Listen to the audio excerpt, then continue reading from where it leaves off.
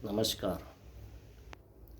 महिला आरक्षण जिसको लेकर सत्ता पार्टी आजकल विपक्षियों पर आरोप लगा रही है कि महिला आरक्षण को विपक्षी नहीं होने देना चाहते। आरोप वो लोग लगा रहे हैं जिनके यहाँ रेपिस्ट भरे हुए हैं। एपिस्टीन वाले लोग उनकी इस पार्टी में शामिल हैं, रेपिस्ट उनकी पार्टी में शामिल हैं, जिन्होंने आज तक महिला अध्यक्ष तक नहीं बनाई। वो लोग महिला हित की बात कर रहे हैं और हमारे प्रधानमंत्री जी कह रहे हैं कि वो महिलाओं के हित में नहीं है, वो महिलाओं के खिलाफ है, वो विपक्षी नहीं चाहते महिलाएं आगे आएँ। जिन्होंने अपनी पत्नी तक को उसका अधिकार नहीं दिया, उनको छोड़ दिया, वो आज महिला हित की बात कर रहे हैं। जिनके पार्टियों के नेता बलात्कारी हैं, रेपिस्ट हैं, एपिस्टीन में उनके नाम हैं, वो महिला हित की बात करते हैं। और आरोप उन पर लगा रहे हैं जिन्होंने इस देश को आयरन लेडी के नाम से, जिसे आज देश जानता है, ऐसी शख्सियत दी, ऐसा इस देश को नेतृत्व दिया। वो जो प्रधानमंत्री नमस्ते ट्रम्प करते हैं, उस जैसे देश को भी उन्होंने लात मार दी, उसकी भी नहीं सुनी, और जो देश के हित में था वो काम किया। वो लोग विपक्षियों पर आरोप लगा रहे हैं महिला हित में नहीं है, महिलाओं को नहीं चाहते आगे आए। कब तक झूठ बोलकर जनता को गुमराह करोगे? बेवकूफ़ नहीं है इस देश की जनता।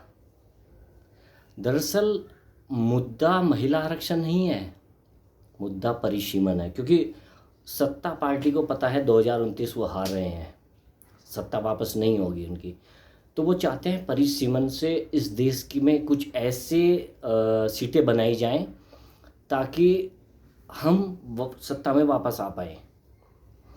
अभी हमारे सांसद की संख्या 543 है। मेरा अपना मानना है कि हमें सांसदों की संख्या बढ़ाने की अभी कोई आवश्यकता नहीं है, क्योंकि एक सांसद की सैलरी 1,24,000 रुपये है। फिर उसमें उसका महंगाई भत्ता, दैनिक भत्ता, कार्यालय भत्ता, सब कुछ मिला के 2,80,000 रुपये पर मंथ जाते हैं एक सांसद को सैलरी। तो महीने का 543 सांसदों का खर्च हुआ 15,20,40,000 महीने का खर्च हुआ। ये 15,20,40,000। अब साल का इनका खर्च जोड़िएगा आप, तो साल का खर्च इन सांसदों का बैठता है, जो सैलरी इनकी जाती है 1,82,44,80,000 रुपये के आसपास इनका साल का खर्च है। अगर हम इनकी संख्या 543 से 850, जो सत्ता पार्टी चाहती है 850 करना चाहती है, तो अब देश पे कितना भार बोझ बढ़ेगा वो आप सोच सकते हैं। और करते क्या हैं? आज भ्रष्टाचार का ये आलम है, अगर किसी को मृत्यु प्रमाण पत्र लेना है ना, तो वो भी पैसे देकर मिलेगा, रिश्वत देनी पड़ेगी मृत्यु प्रमाण पत्र के लिए। ये आलम तो आज के समय में भ्रष्टाचार का है।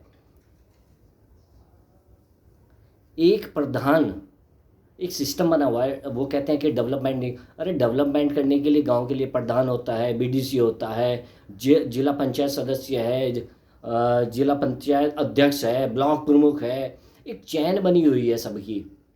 लेकिन भ्रष्टाचार का आलम यह है कि सचिव 20% देगा, प्रधान अगर नॉर्मल है उसको कुछ पता नहीं, 20% प्रधान का कट जा रहा है, काम कागजों में चल रहे हैं, बीडीसी बिकते हैं 4 लाख 5 लाख, ब्लॉक प्रमुख उन्हें खरीद के बन रहे हैं, जिला पंचायत सदस्य बिकते हैं। तो हालत तो इतनी बुरी है, भ्रष्टाचार का आलम इतना ख़राब है कि भ्रष्टाचार चरम पे है।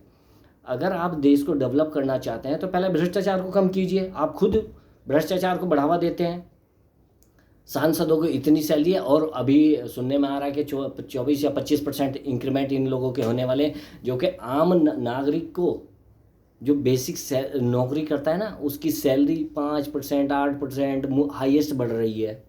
इनकी 25%, अब क्योंकि मालिक हैं या मन है 25% इंक्रीमेंट करेंगे। तो देश का जो तरक्की का जो रास्ता है वो परिसीमन नहीं है, परिसीमन से कुछ नहीं होने वाला।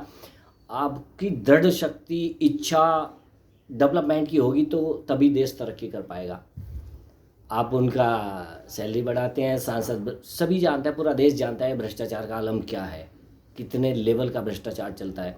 और ऊपर से आप देश पे कर्ज कितना बढ़ा चुके हैं वो भी आप जानते हैं कि हमारे देश पे कर्ज कितना बढ़ेगा। इतना सब कुछ होने के बाद अगर हम परिसीमन ला रहे हैं, 543 से 850 करना चाहते हैं, तो ये मूर्खतापूर्ण फैसला होगा।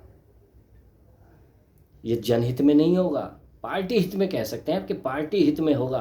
क्योंकि उनको लगता है कि जब हमारे देश में रेपिस्ट को भी आज भी बाबा कहा जाता है, कुछ बाबा जेल में पड़े हैं रेप के आरोप में, फिर भी जनता उन्हें बाबा जी करती है। तो उनको लगता है कि यार हम वापस आ सकते हैं, दुनिया ये इसको गोली देके जनता को बेमूर्ख बनाया जा सकता है।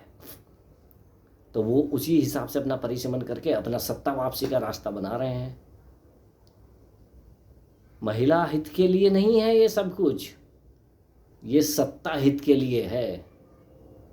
तो प्रधानमंत्री जी मूर्ख बनाना बंद कीजिए। हम जानते हैं आप कलाकार हैं शब्दों के, आप शब्दों के जाल में फंसाना जानते हैं, लेकिन जनता पिछले 15 साल को भुगत चुक रही है। महंगाई चरम पर, भ्रष्टाचार चरम पर है, जनता त्राही त्राही कर रही है। अब नहीं भुगतना चाहती, नहीं चाहते, अब बहुत हो गया। धन्यवाद। हम हाथ जोड़ते हैं आपसे, क्षमा प्रार्थी हैं हम आपसे। अब हमारा हित मत करो, इतना छोड़ दो हमें हमारे हाल पे। धन्यवाद।